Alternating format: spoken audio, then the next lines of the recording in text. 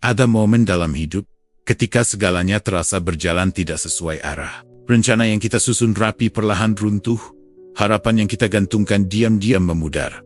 Dan tanpa kita sadari, hati mulai lelah menghadapi kenyataan. Dalam keheningan seperti itu, seringkali kita bertanya mengapa ini terjadi, dan bagaimana kita harus melangkah selanjutnya. Namun, mungkin jawabannya bukan tentang melawan keadaan dengan keras, melainkan tentang mengubah cara kita memandangnya. Dalam stoikisme, diajarkan bahwa kekuatan sejati tidak selalu terlihat dari seberapa keras kita berjuang, tetapi dari seberapa tenang kita tetap berdiri saat segalanya berubah. Channel ini hadir untuk menemani perjalanan untuk belajar membalikkan keadaan. Bukan dengan emosi yang meledak-ledak, tetapi dengan ketenangan yang dalam. Kita akan belajar bagaimana menerima tanpa menyerah, memahami tanpa menghakimi, dan bergerak maju tanpa kehilangan arah. Karena terkadang, bukan dunia yang perlu berubah, tetapi cara kita menyikapinya. Dan disitulah, segalanya mulai berbalik. Poin pertama, menerima realitas tanpa perlawanan emosional. Ada satu kenyataan yang seringkali sulit kita terima dalam hidup ini, bahwa tidak semua hal berjalan sesuai dengan keinginan kita. Kita merencanakan dengan penuh harap, menyusun langkah dengan keyakinan. Namun realitas kerap bergerak di luar kendali. Dan di titik itulah, banyak dari kita mulai melawan. Bukan dengan tindakan yang bijak, tetapi dengan emosi yang perlahan menguras ketenangan. Kita marah pada keadaan. Kita kecewa pada hasil. Kita menolak apa yang sudah terjadi. Seolah dengan penolakan itu, kenyataan bisa berubah. Namun, semakin kita melawan realitas dengan emosi, semakin kita terjebak di dalamnya. Bukan karena hidup menjadi lebih sulit, tetapi karena pikiran kita sendiri menolak untuk berdamai. Disinilah stoikisme menawarkan sudut pandang yang berbeda. Ia tidak mengajarkan kita untuk menjadi dingin atau tidak peduli, melainkan mengajak kita untuk memahami satu prinsip sederhana, namun mendalam, bahwa realitas tidak membutuhkan persetujuan kita untuk terjadi. Ia tetap berjalan, dengan atau tanpa penerimaan kita. Maka, menerima bukan berarti menyerah. Menerima adalah bentuk kejernihan. Ia adalah keputusan sadar untuk melihat sesuatu sebagaimana adanya, tanpa ditambahkan oleh amarah, tanpa diperkeruh oleh penolakan. Ketika kita berhenti berkata, ini tidak seharusnya terjadi, dan mulai berkata, ini memang sedang terjadi. Disitulah beban perlahan berkurang. Perlawanan emosional seringkali lahir dari harapan yang tidak terpenuhi. Kita memiliki gambaran ideal tentang bagaimana hidup seharusnya berjalan. Dan ketika kenyataan tidak sesuai, kita merasa dikhianati oleh keadaan. Padahal, yang sebenarnya terjadi adalah benturan antara harapan dan realitas. Dan selama kita terus memaksakan harapan itu, selama itu pula, kita akan merasa gelisah. Sebaliknya, ketika kita menerima realitas dengan tenang, kita menciptakan ruang di dalam diri untuk berpikir lebih jernih. Kita tidak lagi sibuk mengeluh atau menyalahkan, melainkan mulai bertanya, apa yang bisa saya lakukan dari sini? Pertanyaan ini sederhana, tetapi memiliki kekuatan besar. Ia menggeser fokus kita dari penolakan menuju tindakan. Menerima juga bukan berarti kita menyukai keadaan tersebut. Tidak semua hal harus kita sukai untuk bisa kita terima. Ada hal-hal yang memang pahit, tidak adil, bahkan menyakitkan. Namun, dengan menerimanya, kita tidak lagi menambah penderitaan yang tidak perlu. Kita tidak memperpanjang luka dengan penolakan yang berulang. Dalam ketenangan penerimaan, kita menemukan kekuatan yang seringkali tidak terlihat. Kekuatan untuk tetap berdiri tanpa harus melawan arus yang tidak bisa kita hentikan. Kekuatan untuk menjaga pikiran tetap stabil ketika dunia di luar terasa tidak pasti. Dan yang paling penting, kekuatan untuk memilih respon kita sendiri. Karena pada akhirnya, hidup bukan tentang mengendalikan apa yang terjadi, tetapi tentang bagaimana kita menyikapi apa yang terjadi. Dan saat kita berhenti melawan realitas dengan emosi, kita tidak kehilangan kendali, justru kita mulai mengambilnya kembali. Disitulah awal dari perubahan. Bukan perubahan pada dunia di luar, tetapi perubahan di dalam diri. Dan dari ketenangan itulah, perlahan, keadaan mulai berbalik. Poin kedua, mengendalikan pikiran di tengah kekacauan, di dalam kehidupan yang terus bergerak tanpa jeda. Kekacauan bukanlah sesuatu yang asing. Ia datang dalam berbagai bentuk ketidakpastian, kegagalan, kehilangan, atau bahkan tekanan yang datang bertubi-tubi tanpa peringatan. Dalam kondisi seperti itu, banyak orang berusaha mengendalikan situasi di luar dirinya. Namun semakin kuat usaha itu dilakukan, semakin terasa bahwa dunia ini tidak mudah untuk diatur. Di titik inilah, kita sering lupa bahwa kendali yang paling dekat justru berada di dalam diri kita sendiri. pikiran kita. Mengendalikan pikiran di tengah kekacauan bukanlah perkara sederhana. Pikiran memiliki kecenderungan untuk bereaksi cepat, memperbesar masalah, dan membawa kita masuk ke dalam skenario terburuk yang bahkan belum tentu terjadi. Satu peristiwa kecil dapat berkembang menjadi kecemasan yang besar, bukan karena realitasnya, tetapi karena cara kita memikirkannya. Stoikisme mengajarkan bahwa bukan peristiwa yang mengganggu kita, melainkan penilaian kita terhadap peristiwa tersebut. Artinya, kekacauan di luar tidak secara otomatis menciptakan kekacauan di dalam kita lah, yang seringkali tanpa sadar membiarkannya masuk dan berkembang. Ketika sesuatu terjadi di luar kendali kita, pikiran cenderung bereaksi dengan cepat, mengeluh, menyalahkan, atau merasa takut. Reaksi ini terasa alami. Namun jika tidak disadari, ia akan membentuk lingkaran yang melelahkan. Kita tidak hanya menghadapi masalah yang nyata, tetapi juga menghadapi pikiran kita sendiri yang terus memperumit keadaan. Mengendalikan pikiran bukan berarti menekan emosi atau berpura-pura tenang. Ini adalah tentang menyadari apa yang sedang terjadi di dalam diri kita, lalu memilih untuk tidak langsung mempercayai setiap pikiran yang muncul. Ada jeda kecil yang sering kita abaikan, jeda antara apa yang terjadi dan bagaimana kita meresponnya. Di dalam jeda itulah kendali itu sebenarnya berada. Ketika kita mampu mengambil jarak dari pikiran kita sendiri, kita mulai melihat sesuatu dengan lebih jernih. Kita menyadari bahwa tidak semua yang kita pikirkan adalah kebenaran, bahwa ketakutan seringkali hanyalah bayangan, dan kekhawatiran seringkali adalah proyeksi dari hal-hal yang belum tentu terjadi. Dalam ketenangan itu, kita mulai membangun disiplin batin. Kita belajar untuk berkata pada diri sendiri, "Ini memang sulit, tetapi saya tidak harus kehilangan kendali." Kalimat sederhana ini memiliki kekuatan yang besar, karena ia mengingatkan kita bahwa kita tetap memiliki pilihan-pilihan untuk tetap tenang, pilihan untuk tetap rasional. Kekacauan mungkin tidak bisa kita hindari, tetapi kita bisa memilih untuk tidak menjadi bagian dari kekacauan itu. Kita bisa tetap berdiri dengan pikiran yang tertata, meskipun dunia di sekitar terasa berantakan. Dan justru dalam kondisi seperti itulah, kejernihan menjadi kekuatan yang langka. Orang yang mampu mengendalikan pikirannya tidak berarti hidupnya tanpa masalah. Justru sebaliknya, ia mungkin menghadapi hal yang sama beratnya dengan orang lain. Namun yang membedakan adalah cara ia memprosesnya. Ia tidak terburu-buru bereaksi, tidak larut dalam kepanikan, dan tidak membiarkan pikirannya mengambil alih kendali. Karena pada akhirnya, pikiran adalah alat bukan penguasa. Dan ketika kita mampu mengarahkannya dengan tenang, kita tidak hanya bertahan di tengah kekacauan. Kita mulai menemukan arah di dalamnya. Disitulah kekuatan stoik bekerja secara nyata. Bukan dengan mengubah dunia luar, tetapi dengan menata dunia di dalam. Dan ketika pikiran menjadi lebih tenang, apa yang sebelumnya terasa kacau perlahan mulai terlihat, lebih bisa dihadapi. Poin ketiga, mengubah cara pandang terhadap kesulitan. Ada satu hal yang hampir tidak bisa dihindari dalam perjalanan hidup manusia: kesulitan. Ia datang tanpa undangan, seringkali tidak sesuai waktu yang kita harapkan, dan kerap membawa beban yang terasa begitu berat. Dalam banyak situasi, kesulitan dipandang sebagai sesuatu yang harus dihindari, dilawan, atau bahkan disesali. Namun, pernahkah kita mempertanyakan, apakah kesulitan benar-benar seburuk itu? Atau justru cara kita memandangnya yang membuatnya terasa demikian? Sebagian besar dari kita tumbuh dengan keyakinan bahwa hidup yang baik adalah hidup yang berjalan mulus, tanpa hambatan, tanpa kegagalan, tanpa rasa sakit. Ketika kenyataan tidak sesuai dengan gambaran tersebut, kita mulai merasa bahwa ada sesuatu yang salah. Kita menganggap kesulitan sebagai tanda bahwa hidup sedang tidak berpihak pada kita. Namun, Stoikisme mengajarkan sudut pandang yang berbeda. Ia tidak melihat kesulitan sebagai musuh, melainkan sebagai bagian yang tidak terpisahkan dari kehidupan itu sendiri. Bahkan lebih jauh, kesulitan dipandang sebagai sarana sebuah jalan yang membentuk karakter, melatih ketahanan, dan memperdalam pemahaman kita tentang diri sendiri. Cara kita memandang kesulitan memiliki pengaruh yang sangat besar terhadap bagaimana kita menghadapinya.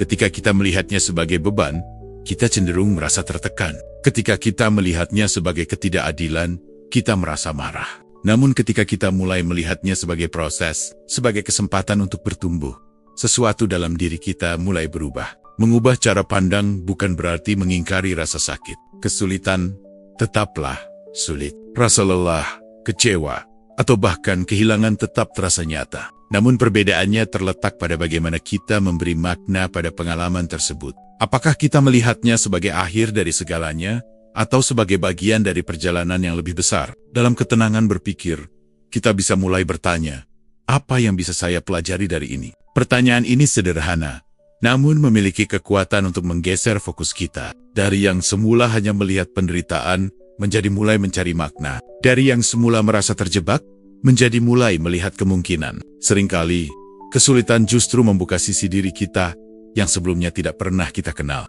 Ia memaksa kita untuk lebih sabar, lebih kuat, dan lebih bijak dalam mengambil keputusan. Tanpa kesulitan, mungkin kita tidak pernah benar-benar memahami batas kemampuan kita sendiri. Stoikisme juga mengingatkan bahwa kita tidak selalu bisa memilih apa yang terjadi, tetapi kita selalu bisa memilih bagaimana kita menafsirkannya. Dua orang bisa menghadapi situasi yang sama, namun memiliki pengalaman yang sangat berbeda, bukan karena situasinya, tetapi karena cara mereka memandangnya. Ketika kita mulai mengubah cara pandang terhadap kesulitan, kita tidak lagi melihat diri kita sebagai korban dari keadaan. Kita mulai melihat diri kita sebagai individu yang sedang dibentuk oleh keadaan. Dan dalam perspektif ini, setiap tantangan memiliki nilai, setiap hambatan memiliki pelajaran. Perubahan ini tidak terjadi secara instan. Ia membutuhkan kesadaran, latihan, dan kemauan untuk terus mengingatkan diri sendiri. Akan ada saat di mana kita kembali merasa lemah, kembali melihat kesulitan sebagai beban. Namun perlahan, seiring waktu, cara pandang yang baru akan mulai mengakar. Dan ketika itu terjadi, sesuatu yang menarik mulai terlihat. Kesulitan yang dulu terasa menekan, kini menjadi lebih bisa dipahami. Bukan karena ia menjadi lebih ringan, tetapi karena kita menjadi lebih kuat dalam menyikapinya. Pada akhirnya, hidup tidak selalu menjadi lebih mudah. Tetapi dengan cara pandang yang tepat, hidup menjadi lebih bisa dijalani dengan tenang. Dan dari situlah, tanpa disadari, kita mulai membalikkan keadaan bukan dengan melawan kesulitan, tetapi dengan memahami perannya dalam membentuk siapa diri kita. Poin keempat, menemukan ketenangan dalam hal yang bisa dikendalikan. Di dalam kehidupan yang penuh dengan ketidakpastian, manusia seringkali menghabiskan begitu banyak energi untuk memikirkan hal-hal yang berada di luar kendalinya. Kita mengkhawatirkan hasil, mencemaskan penilaian orang lain, dan berusaha mengatur kejadian yang bahkan belum tentu terjadi. Tanpa disadari, kita menempatkan ketenangan kita pada sesuatu yang rapuh, sesuatu yang tidak sepenuhnya bisa kita genggam. Dan ketika hal-hal itu tidak berjalan sesuai harapan, kita merasa goyah, bukan karena kita lemah, tetapi karena kita menggantungkan rasa tenang pada sesuatu yang memang tidak pernah bisa kita kendalikan sejak awal. Disinilah Stoikisme menawarkan satu prinsip yang sederhana, namun sangat mendasar. Pisahkan dengan jelas antara apa yang bisa kita kendalikan dan apa yang tidak. Prinsip ini bukan sekadar teori, melainkan fondasi yang dapat mengubah cara kita menjalani hidup secara keseluruhan. Apa yang sebenarnya bisa kita kendalikan, bukan hasil akhir, bukan pendapat orang lain, bukan keadaan yang datang dari luar. Yang benar-benar berada dalam kendali kita adalah pikiran kita, sikap kita, keputusan kita, dan tindakan kita. Hal-hal ini mungkin terlihat sederhana, tetapi justru di sanalah letak kekuatan yang sesungguhnya. Ketika kita mulai memusatkan perhatian pada hal-hal tersebut, sesuatu yang berbeda mulai terjadi. Kita tidak lagi terembang-ambing oleh hasil yang tidak pasti. Kita tidak lagi terlalu larut dalam kecemasan tentang masa depan. Sebaliknya, kita mulai merasakan ketenangan yang lebih stabil, ketenangan yang tidak mudah terguncang oleh keadaan luar. Ketenangan ini bukan berarti kita berhenti peduli terhadap hasil. Kita tetap berusaha, tetap berharap, dan tetap bergerak maju. Namun, kita tidak lagi mengikat kebahagiaan kita pada hasil tersebut. Kita belajar untuk menghargai proses, untuk memberikan yang terbaik dari apa yang bisa kita lakukan, tanpa harus memastikan bagaimana semuanya akan berakhir. Seringkali, penderitaan muncul bukan karena apa yang terjadi, tetapi karena kita mencoba mengendalikan sesuatu yang memang bukan bagian dari kendali kita. Kita ingin semua berjalan sesuai rencana, ingin semua orang memahami kita, ingin setiap usaha berakhir dengan keberhasilan. Ketika harapan itu tidak terpenuhi, kita merasa kecewa, bahkan kehilangan arah.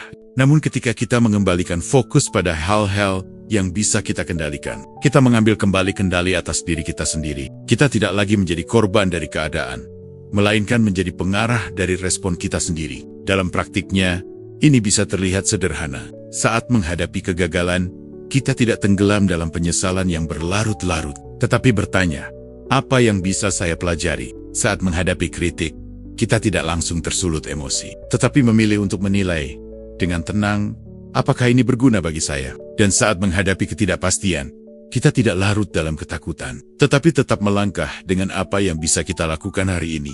Ketenangan yang lahir dari kendali diri adalah ketenangan yang kokoh. Ia tidak bergantung pada dunia luar yang selalu berubah, tetapi berakar pada kesadaran bahwa kita memiliki kuasa atas cara kita berpikir dan bertindak. Stoikisme tidak menjanjikan hidup tanpa masalah. Ia tidak menghapus ketidakpastian dan tidak menghilangkan kesulitan. Namun, ia memberikan sesuatu yang jauh lebih berharga, kemampuan untuk tetap tenang di tengah semua itu. Dan ketika kita benar-benar memahami batas kendali kita berhenti membuang energi pada hal-hal yang sia-sia. Kita menjadi lebih fokus, lebih jernih, dan lebih stabil dalam menghadapi kehidupan. Pada akhirnya, ketenangan bukanlah sesuatu yang kita temukan di luar sana. Ia tidak datang dari keadaan yang sempurna atau dari dunia yang selalu berpihak pada kita. Ketenangan lahir dari dalam, dari keputusan untuk menjaga fokus pada apa yang benar-benar bisa kita kendalikan. Dan di dalam kesadaran itulah, kita tidak hanya menemukan ketenangan, tetapi juga kekuatan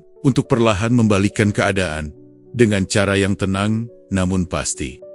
Poin kelima, melatih kesabaran sebagai bentuk kekuatan batin di dalam kehidupan yang serba cepat.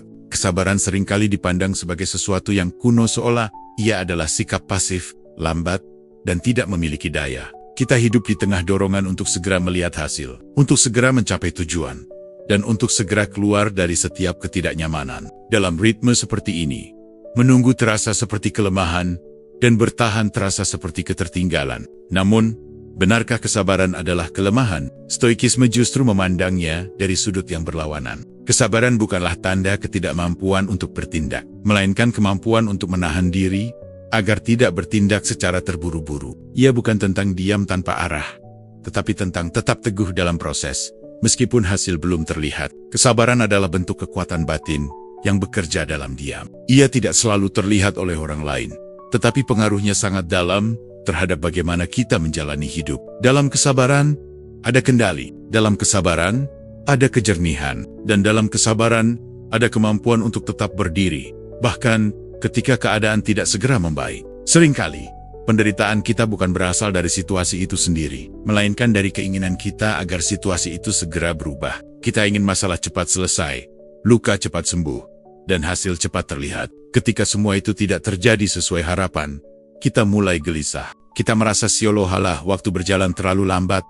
dan keadaan tidak kunjung bergerak. Di titik inilah, kesabaran menjadi penyeimbang. Ia mengingatkan kita bahwa tidak semua hal dapat dipercepat, bahwa ada proses yang memang membutuhkan waktu, dan ada hal-hal yang hanya bisa dipahami setelah kita melewatinya, bukan sebelum itu. Melatih kesabaran bukan berarti menekan keinginan, tetapi memahami batasnya. Kita tetap memiliki tujuan, tetap memiliki harapan, namun kita tidak membiarkan diri kita dikuasai oleh ketergesaan. Kita belajar untuk berjalan dengan ritme yang lebih tenang, tanpa kehilangan arah. Dalam praktiknya, kesabaran seringkali diuji pada hal-hal sederhana, menunggu hasil dari usaha yang telah kita lakukan, menghadapi orang lain yang tidak sesuai dengan harapan kita, atau bertahan dalam situasi yang belum memberikan kepastian. Setiap momen ini adalah latihan.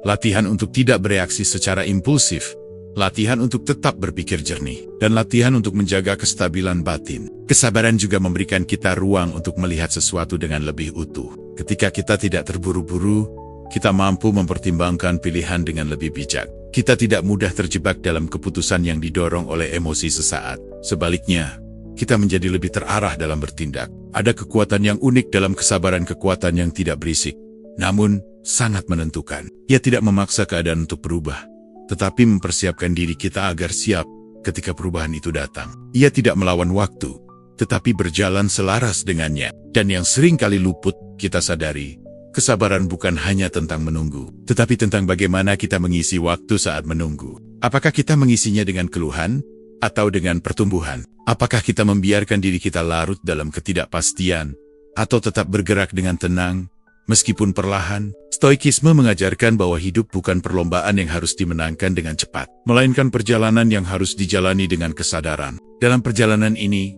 kesabaran menjadi fondasi yang menjaga kita tetap utuh. Karena tanpa kesabaran, kita mudah goyah. Kita mudah menyerah ketika hasil tidak segera terlihat. Kita mudah kehilangan arah ketika keadaan tidak segera membaik. Namun dengan kesabaran, kita memiliki daya tahan. Kita memiliki keteguhan untuk terus melangkah, meskipun jalannya panjang. Pada akhirnya, kesabaran bukan tentang menunda, melainkan tentang memperkuat diri. Ia membentuk ketahanan batin yang tidak mudah runtuh oleh tekanan. Dan dari ketahanan itulah, perlahan kita menyadari bahwa tidak semua hal perlu dipercepat untuk bisa menjadi lebih baik. Dalam diamnya, kesabaran bekerja. Dan dalam kerjanya yang tenang, ia membantu kita membalikan keadaan, bukan dengan tergesa-gesa, tetapi dengan kekuatan yang bertahan lama. Poin ke-6, melepaskan ekspektasi yang tidak realistis. Dalam perjalanan hidup, kita seringkali membawa sesuatu yang tidak terlihat. Namun, memiliki beban yang begitu besar ekspektasi. Kita membentuknya dari harapan, dari keinginan, dari gambaran tentang bagaimana hidup seharusnya berjalan. Tanpa disadari, ekspektasi ini perlahan menjadi standar yang kita gunakan untuk menilai kenyataan. Kita berharap segala sesuatu berjalan sesuai rencana. Kita berharap orang lain memahami kita tanpa perlu dijelaskan. Kita berharap usaha yang kita lakukan selalu berbanding lurus dengan hasil yang kita terima. Dan ketika kenyataan tidak memenuhi harapan tersebut, kita merasa kecewa, bahkan terluka. Namun, pernahkah kita bertanya dengan jujur, apakah ekspektasi itu benar-benar realistis? Stoikisme mengajarkan kita untuk melihat ekspektasi dengan lebih jernih, bukan untuk menghilangkannya sepenuhnya, tetapi untuk menyadari bahwa tidak semua harapan yang kita miliki selaras dengan realitas. Dunia tidak selalu bergerak sesuai keinginan kita. Orang lain tidak selalu bertindak sesuai pemahaman kita. Dan hasil tidak selalu mengikuti usaha dengan cara yang kita bayangkan. Ketika ekspektasi terlalu tinggi, atau tidak berpijak pada kenyataan, ia tidak lagi menjadi sumber motivasi, melainkan menjadi sumber penderitaan. Kita mulai menuntut sesuatu yang tidak bisa kita kendalikan. Kita menggantungkan ketenangan kita pada hasil yang belum tentu terjadi. Dan tanpa kita sadari, kita menempatkan diri kita dalam posisi yang rapuh. Melepaskan ekspektasi yang tidak realistis bukan berarti berhenti berharap. Ini adalah tentang menata kembali harapan agar lebih selaras dengan kenyataan. Kita tetap memiliki tujuan, tetap memiliki arah, namun kita tidak memaksakan dunia untuk mengikuti skenario yang kita ciptakan sendiri. Ada perbedaan yang halus, namun penting, antara memiliki harapan dan terikat pada hasil. Ketika kita terikat, kita menjadi kaku. Kita sulit menerima perubahan.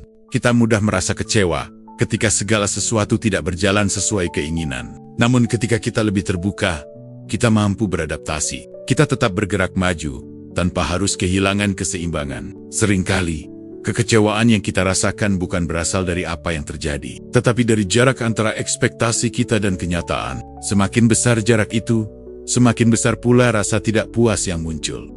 Dengan mengurangi jarak tersebut, dengan menyesuaikan ekspektasi kita secara alami, mengurangi beban emosional yang kita bawa. Melepaskan bukanlah tindakan yang mudah. Ia membutuhkan kejujuran untuk mengakui bahwa tidak semua hal bisa kita atur. Ia membutuhkan kerendahan hati untuk menerima bahwa dunia tidak berputar di sekitar keinginan kita. Namun justru dalam proses melepaskan itulah, kita menemukan kebebasan. Kebebasan untuk tidak lagi terbebani oleh tuntutan yang berlebihan. Kebebasan untuk menikmati proses tanpa terus-menerus mengkhawatirkan hasil. Dan kebebasan untuk tetap tenang, bahkan ketika kenyataan tidak sepenuhnya sesuai dengan harapan. Stoikisme mengingatkan bahwa kita memiliki kendali atas usaha, tetapi tidak atas hasil. Maka, alih-alih mengikat diri pada sesuatu yang tidak pasti, kita diajak untuk memberikan yang terbaik pada apa yang bisa kita lakukan hari ini. Kita menanam, merawat, dan menjaga dengan penuh kesadaran tanpa harus memastikan bagaimana semuanya akan berbuah. Ketika kita mulai melepaskan ekspektasi yang tidak realistis,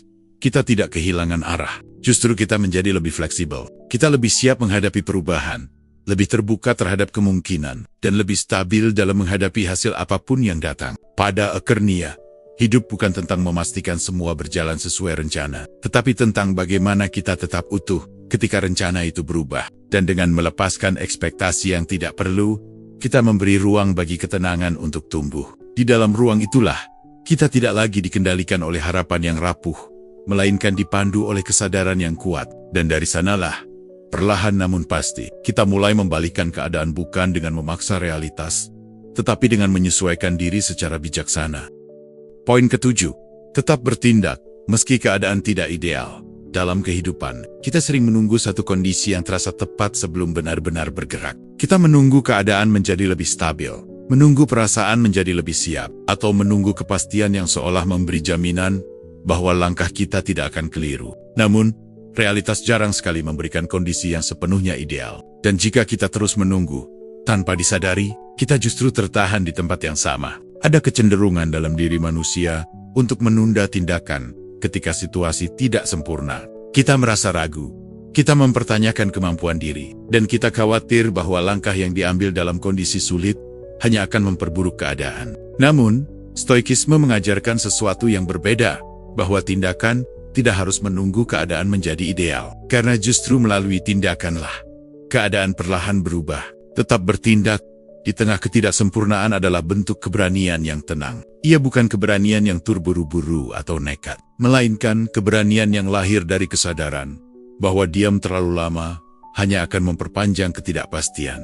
Dalam tindakan yang sederhana sekalipun, ada arah. Dan dalam arah itulah kita mulai keluar dari kebuntuan. Seringkali, yang kita butuhkan bukanlah langkah besar, tetapi langkah yang konsisten. Ketika keadaan tidak mendukung, kita mungkin tidak bisa melakukan segalanya. Namun selalu ada sesuatu yang bisa kita lakukan, sekecil apapun itu. Dan tindakan kecil yang dilakukan dengan kesadaran, memiliki nilai yang jauh lebih besar daripada rencana besar yang tidak pernah dijalankan. Stoikisme mengingatkan bahwa kita tidak memiliki kendali penuh atas hasil, tetapi kita selalu memiliki kendali atas tindakan. Maka, fokus kita seharusnya tidak berhenti pada apakah kondisi sudah sempurna, tetapi pada apakah kita sudah melakukan apa yang bisa dilakukan saat ini. Dalam banyak situasi, ketidakidealan justru menjadi ujian. Ia menguji keteguhan kita, menguji komitmen kita, dan menguji sejauh mana kita benar-benar bersedia untuk terus melangkah. Jika kita hanya bergerak ketika keadaan mendukung, maka kita menjadi bergantung pada faktor luar. Namun ketika kita tetap bergerak, meski keadaan tidak sempurna, kita mulai membangun kekuatan dari dalam. Ada ketenangan yang muncul ketika kita tetap bertindak, bahkan dalam kondisi yang sulit. Bukan karena semuanya menjadi mudah, tetapi karena kita tidak lagi merasa terjebak. Kita tidak lagi hanya berpikir dan merasakan, tetapi mulai menciptakan perubahan melalui tindakan nyata. Tentu, bertindak dalam keadaan yang tidak ideal bukan berarti mengabaikan pertimbangan. Kita tetap perlu berpikir dengan jernih, tetap perlu menilai situasi dengan bijak. Namun setelah itu, keputusan harus diikuti dengan langkah.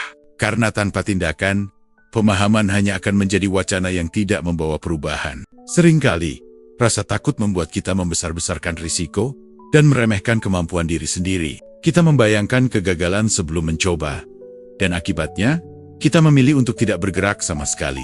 Padahal, dalam banyak kasus, kemajuan tidak datang dari kepastian, melainkan dari keberanian untuk memulai. Dan ketika kita mulai, kita belajar. Ketika kita bergerak, kita menyesuaikan. Ketika kita terus melangkah, kita menemukan ritme. Semua itu tidak akan pernah terjadi jika kita terus menunggu keadaan menjadi sempurna. Pada akhirnya, hidup tidak meminta kita untuk menunggu momen terbaik, tetapi untuk memanfaatkan momen yang ada. Karena seringkali, momen yang tidak ideal itulah yang justru membentuk versi terbaik dari diri kita. Stoikisme tidak mengajarkan kita untuk menunggu badai reda, tetapi untuk tetap melangkah di tengah badai dengan ketenangan. Dan dalam langkah-langkah yang mungkin terasa kecil dan sederhana itu, perlahan kita mulai melihat perubahan. Bukan karena dunia tiba-tiba menjadi sempurna, tetapi karena kita memilih untuk tidak lagi diam. Dan dari pilihan itulah, keadaan mulai bergerak mengikuti arah yang kita ciptakan sendiri, dengan tenang. Namun pasti, poin ke-8, menemukan makna di balik setiap kejadian. Dalam perjalanan hidup, tidak semua kejadian datang dengan penjelasan yang jelas. Ada hal-hal yang terjadi begitu saja tanpa alasan yang langsung kita pahami, tanpa jawaban yang segera bisa kita temukan. Sebagian membawa kebahagiaan, namun tidak sedikit pula yang menghadirkan kebingungan, kekecewaan, bahkan luka yang dalam. Dan di hadapan semua itu, manusia seringkali terjebak pada satu pertanyaan yang berulang. Mengapa ini terjadi pada saya? Pertanyaan ini wajar. Ia lahir dari keinginan kita untuk memahami, untuk menemukan keteraturan dalam sesuatu yang terasa tidak pasti. Namun, jika kita terus terfokus pada mengapa, kita seringkali terjebak dalam lingkaran yang tidak berujung. Kita mencari alasan di masa lalu, mencoba menyusun kembali kejadian, namun tetap tidak menemukan kepastian yang menenangkan. Stoikisme menawarkan pendekatan yang berbeda. Ia tidak selalu mendorong kita untuk menemukan alasan di balik setiap kejadian, tetapi mengajak kita untuk menemukan makna di dalamnya. Ini adalah pergeseran yang halus, namun sangat mendalam. Dari mencari sebab menjadi membangun arti. Menemukan makna bukan berarti memaksakan sesuatu yang indah pada setiap peristiwa. Tidak semua kejadian terasa baik, dan tidak semua pengalaman menyenangkan. Namun, di balik setiap kejadian, selalu ada kemungkinan untuk belajar tentang diri kita, tentang kehidupan, dan tentang bagaimana kita merespon dunia. Ketika kita mulai melihat hidup melalui lensa makna, sesuatu dalam diri kita berubah. Kita tidak lagi sepenuhnya terjebak pada apa yang hilang, tetapi mulai memperhatikan apa yang bisa dipahami. Kita tidak lagi hanya merasakan beban, tetapi mulai melihat arah. Seringkali, makna tidak datang dengan segera. Ia tidak muncul di saat kejadian itu berlangsung. Justru dalam banyak kasus, makna baru terlihat setelah waktu berlalu ketika kita sudah melewati prosesnya. Ketika emosi tidak lagi terlalu mendominasi. Dan ketika kita mampu melihatnya dengan perspektif yang lebih luas. Namun, bukan berarti kita harus menunggu lama untuk mulai membangun makna. Kita bisa memulainya dari pertanyaan yang lebih memberdayakan. Apa yang bisa saya ambil dari ini? Atau bagaimana kejadian ini bisa membentuk saya menjadi lebih baik? Pertanyaan-pertanyaan ini menggeser posisi kita dari sekadar penerima keadaan menjadi pencipta makna. Stoikisme mengajarkan bahwa kejadian di luar diri kita mungkin tidak selalu bisa kita pilih, tetapi sikap kita terhadapnya sepenuhnya adalah milik kita. Disinilah kebebasan itu berada. Kita tidak harus terjebak dalam definisi negatif dari suatu peristiwa. Kita memiliki ruang untuk memberi arti yang lebih dalam, yang lebih membangun. Dalam proses ini, kita mulai menyadari bahwa bahkan pengalaman yang sulit sekalipun memiliki nilai. Kegagalan bisa mengajarkan ketekunan. Kehilangan bisa memperdalam rasa syukur. Ketidakpastian bisa melatih kepercayaan diri. Semua itu tidak menghapus rasa sakit, tetapi memberikan arah agar rasa sakit itu tidak sia-sia.